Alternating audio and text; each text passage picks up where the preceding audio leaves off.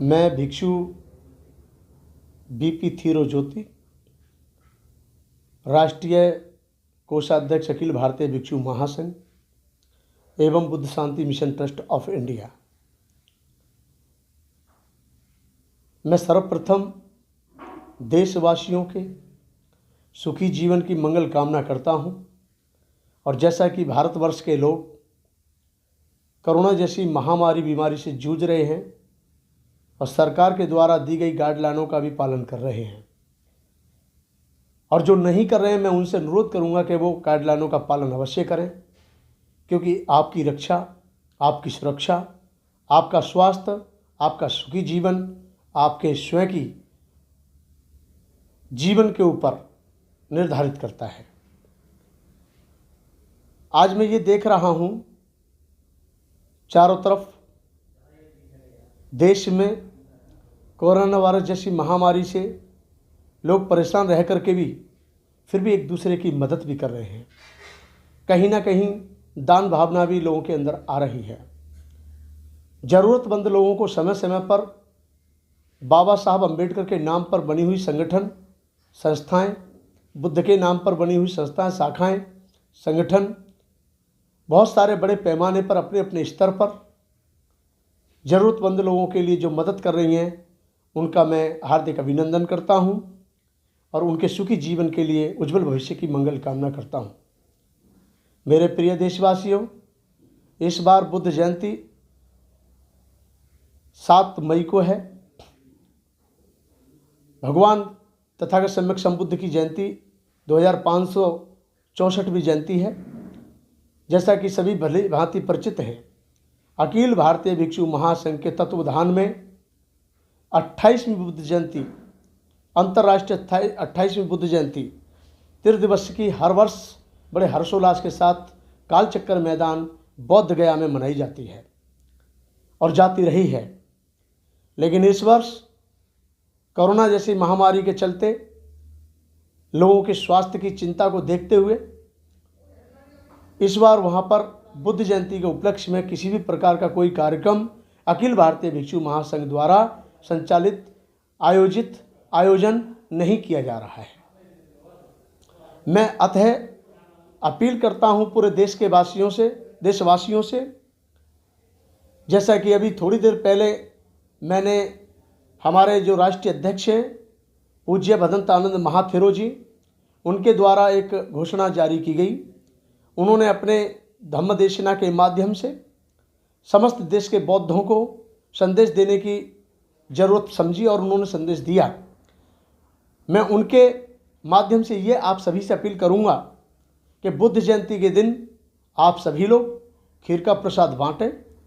सरकार की गाइडलाइन को ध्यान में हमेशा रखें, किसी भी प्रकार से किसी भी गाइडलाइन का उल्लंघन ना हो, क्योंकि हमें बुद्ध जयंती मनानी जरूर है, परंतु सरकार की द्वारा दी गई गाइडलाइन और प्लस अपनी सुरक्षा, रक्षा और अपने स्वास्थ्य की चिंता करते हुए मनानी है। हम सभी को उस दिन शांतिपूर्वक अपने बच्चों के साथ, परिवारों के साथ खुशी से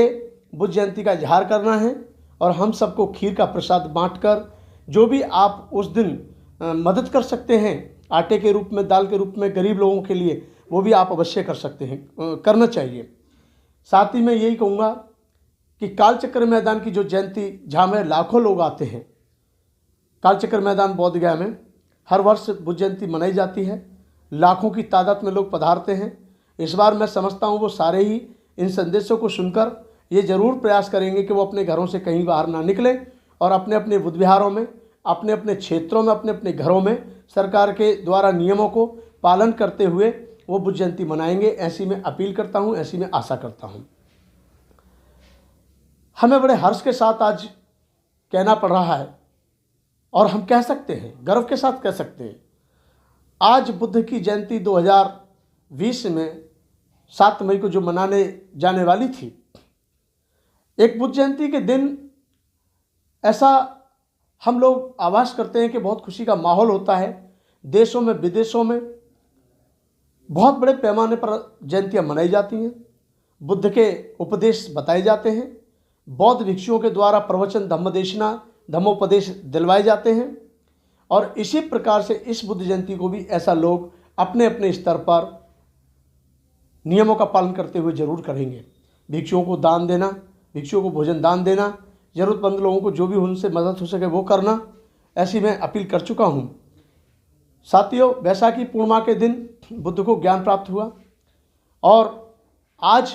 वो बुद्ध की देशना संसार के जितने भी देशों में गई है या जितने भी देशों ने उस बुद्ध की देशना को स्वीकार किया है, बुद्ध की देशना ने उन देशों का अपने आप में स्वतः ही कल्याण करके दिखाया है। क्योंकि बुद्ध ने पंचशील के मार्ग को सर्वोपरि माना, 4 आर्य सत्य को सर्वोपरि माना और 3 शरण को सर्वोपरि माना। यहाँ तक कि भगवान बुद्ध के द्वारा जितने भी धम्म उपदेश दिए गए हैं वो सब सर्वोपरि हैं, क्योंकि बुद्ध के द्वारा देशना दी गई मानव कल्याण के लिए है, जनमानस के लिए है। और व्यक्ति खुद का कल्याण करता है तो दूसरे के बारे में अच्छी सोच रखता है, सम्यक दृष्टि रखता है, सम्यक आजीविका के द्वारा कमाया हुआ धन में से वो जो उपार्जन करता है उसके बावजूद भी वो दान करने का उसके अंदर एक नया भाव जागता है। तो मैं यही कहूँगा कि अपनी परंपरा को ना तोड़ें, अपने धर्म को किसी भी प्रकार से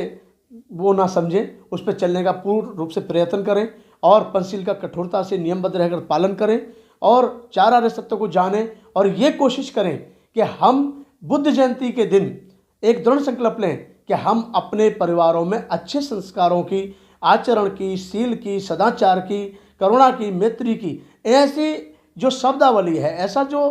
उपदेश है, उसको हम ध्यान में रखते हुए हम ऐसी देशना अपने परिवारों में दिलवाएंगे जिससे हमारा परिवार कल्याण में हो, सुख में हो और एक नया उज्जवल भविष्य उनका बने। बच्चे ज़्यादा पढ़े लिखे, यही बाबा साहब चाहते थे। और बुद्ध की देशना में भी ये आता है कि मनुष्य आत्मदीपो भव, यानी कहा गया है आत्मदीपो भव, मनुष्य अपने कर्म का स्वयं जिम्मेदार है। भगवान बुद्ध ने कहा कि मैं मार्गदाता हूँ, मुक्तिदाता नहीं हूँ। बुद्ध ने पंचशील बताया है, उन पर चलना, उनका पालन करना, उनको आचरण में लाना, उनको अंगीकार करना, उनको स्वीकार करना, ये मनुष्य का कर्तव्य है। और मनुष्य जब पूर्ण रूप से पंचशील को समझ लेगा और उसको आचरण में लाएगा तो स्वतः ही उसका कल्याण होगा। ऐसी मेरी मंगल कामना है। मैं पुनः बुद्ध शांति मिशन ट्रस्ट ऑफ इंडिया की ओर से, अखिल भारतीय भिक्षु महासंघ की ओर से, मैत्रीय बुद्ध कल्याण समिति की ओर से मैं बुद्ध जयंती के पावन अवसर पर समस्त देशवासियों को हार्दिक हार्दिक शुभकामना देता हूँ, मंगल कामना देता हूँ। आप सभी का जीवन